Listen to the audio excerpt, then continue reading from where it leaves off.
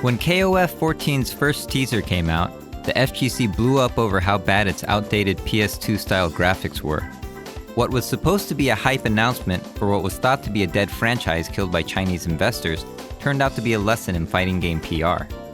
The fans held back nothing and made comments like, "Is this a joke?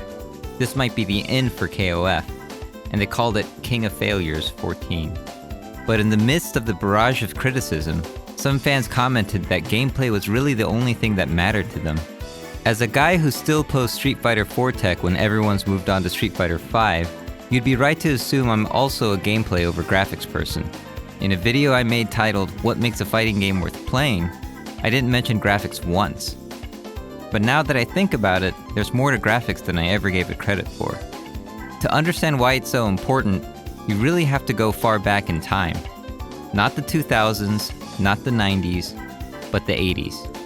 You might be thinking it's a cheap move for me to show you 80s fighting game footage to make you appreciate today's graphics, but that's not the point I want to make. Graphics are more than just about increasing color depth and jiggle physics. On hardcoregaming101.net, they have a great list of pre-Street Fighter 2 fighting games. If you look at the ones made before Street Fighter 1, you can see what Capcom was inspired by and what they pioneered themselves. Some concepts that you might have thought were inventions in Street Fighter were actually in previous fighting games, such as the idea of fighting around the world, white and red karate fighter palette swaps, custom combos, air tatsus, life bars that drain into the letters KO, and even Alpha Chun-Li. So what made Street Fighter so unique when it came out in 1987? According to a 1UP interview, Street Fighter co-director Takashi Nishiyama wanted to add depth with the story and make the control layout use an 8-way joystick and 6 buttons. This was insanity at the time because most fighting games had 2 buttons max. On top of this, Street Fighter would introduce command-based special moves to an interface already overflowing with buttons.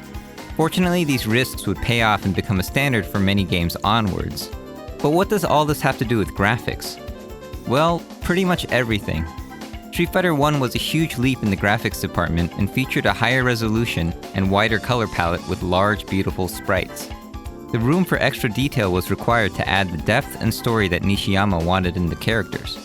When you fly to England to meet Birdie, his torn jeans, leather vest, mohawk, and the dodgy neighborhood he's in tells you everything you need to know about him. Even characters from the same country had different backgrounds to match their personalities. The detailed animations finally allowed players to have clear facial expressions like joy and pain, which is linked to the creation of empathy in our brains. The graphics in prior fighting games couldn't convey nearly as much detail, which made it harder for us to invest in their characters. But sure, graphics can obviously help you tell a story, but what do graphics have to do with gameplay aspects like extra buttons and the addition of command specials? From a technical standpoint, Street Fighter's bigger ROM size allowed for more animations for each character. This meant more moves could be added, and with bigger sprites, the animations could look more distinct and varied. Now, I don't know if the graphics push the gameplay features or vice versa here, but the point is that they depend on each other. While Street Fighter 1 was innovative by introducing these crucial gameplay features, the gameplay itself was terrible, so I'm going to stop talking about that game. Let's skip to 2016 and look at Street Fighter 5. One graphical improvement they made from Street Fighter 4 is that certain attacking animations change depending on if it whiffs or hits. It might just seem like it's there to look cool, but it actually acts as an extra visual cue you can use for hit confirming into a combo. It's not a game changer, but it certainly adds a new dimension from previous titles. On the flip side, when 2D sprite-based franchises moved into the world of 3D graphics, there were complaints about the stiffness of the animations, which in turn affected how the game felt. It's hard to put a finger on what it is, but I think that's because graphics and gameplay are actually inseparable.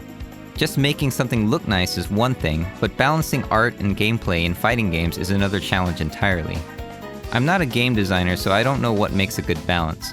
All I know is that graphics in fighting games matter, and that SNK seems to be improving them based on the latest KOF 14 trailers. Let me know in the comments what fighting games graphics you like best. Mine is Street Fighter 3, but I wish the resolution was higher. Thanks for watching, and thanks for all the great feedback. If you haven't already, hit the subscribe button for more fighting game analysis, interviews, tech, FGC, and KFGC content. Happy New Year, and see you next time.